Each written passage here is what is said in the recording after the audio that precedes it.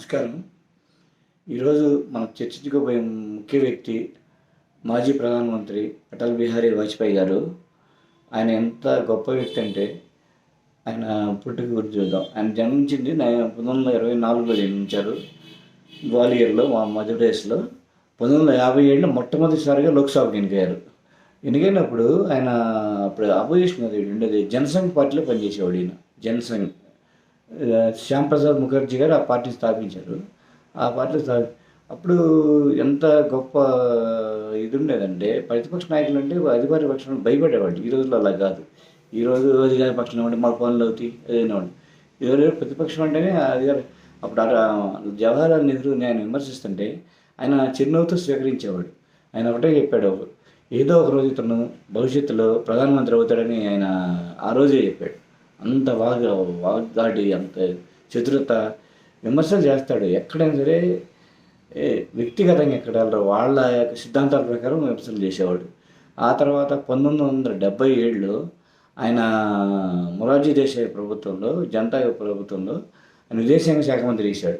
ఆ రోజుల్లో ఆయన హిందీలో ప్రసంగించాడు ఐక్యరాజ్య సమితిలో. అది చాలా గొప్ప విషయం. ఎందుకంటే అందరూ ఇంగ్లీష్లో మాట్లాడేవాళ్ళు. మొట్టమొదటిసారి హిందీలో ఎంతమంది ఎవరు మాట్లాడలే, ఆయనే మాట్లాడాడు.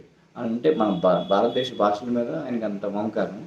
ఆయన మాట్లాడితే అలాగే ఒకసారి మనకి బంగ్లాదేశ్ కోసం స్వాతంత్రం కోసం పోరాడేటప్పుడు పాకిస్తాన్తో యుద్ధం జరుగుతుంటే ఈయన ఆపోజిషన్లో ఉన్నాడు, ప్రతిపక్షంలో ఉన్నాడు. ఇందిరాగాంధీ అధికార పక్షం ప్రధానమంత్రిగా ఉంది. ఆమె కాళీమాతతో పోల్చాడు ఆమె. అంటే దేశం కోసం ఆ రోజుల్లో పొగిడితే, ఈ రోజుల్లో అట్లా పొగిడితే ఇంకేం లేదు. అట్లా రాజకీయాలు మారిపోయాయి. ఆయన 1996లో 13 రోజుల పాటు ప్రధానమంత్రి గారు. ఆ రోజు ప్రతిపక్షాలు ఒకటే మాట అన్నారు, మీరు పార్టీ రైట్, ఆయనకు ఒక గుర్తింపు ఉంది, a right man in wrong party అని. అయితే ఆయన ఒకటే అన్నాడు, నా పార్టీ నాకు గొప్ప, నేను పార్టీ మారను, నాకు పదవి కాంక్ష లేదు, పార్టీ ఎట్లా చెప్తే అట్లా నడుచుకుంటాను, నేను పార్టీ నాకు ముఖ్యం. ఆయన 1980లో బీజేపీ పార్టీ పెట్టారు. అద్వానీ గారిని కలిసి ఈయన అధ్యక్షుడు చేశాడు. తర్వాత అద్వానీకి అధ్యక్షుడు ఇచ్చారు. తర్వాత ఈయన 90 ఏళ్ళ 13 రోజులు మాత్రం అయ్యాడు. ఎవ్వరికి ప్రలోభ పెట్టలేదు. ఆయన ఫ్లోర్లో ఆయన ప్రసంగించి తప్పుకున్నాడు. 1998లో ఆయనకి సంపూర్ణమైన మెజార్టీ రాలేదు. ఆయన కూటమికి కూడా రాకపోతే అప్పుడు తెలుగుదేశం, అన్నాడీఎంకే లాంటివన్నీ వాళ్ళకి సపోర్ట్ చేసింది. సమతా పార్టీ అయినప్పుడు జార్జ్ ఫెర్నాండెస్ పార్టీ అన్నీ ఉండేవి అప్పుడు. అయితే ఆయన అప్పుడే మనకి స్పీకర్గా అయింది. ఈయన 90 తర్వాత అన్నాడీఎంకేతో విభజన ఉంది ఈయనకి. అన్నాడీఎంకే ఏం చేసిందంటే అవిశ్వాస తీర్మానం పెట్టింది ఈయన మీద. అయితే ఈయన ఎంత గొప్ప నాయకుడు అంటే ఆయన ప్రమోద్ మహేంద్ర వీళ్ళందరూ కొంచెం ప్రలోభ పెడతానికి ట్రై చేశారు. ఏదన్నా ఎందుకంటే మనకు 1 ఓటు 2 ఓట్లతో ఓడిపోతాం ప్రభుత్వాన్ని. ఒక ఓటుతో ప్రభుత్వం ప్రపంచంలో పెద్ద వింత, ఓడిపోదు.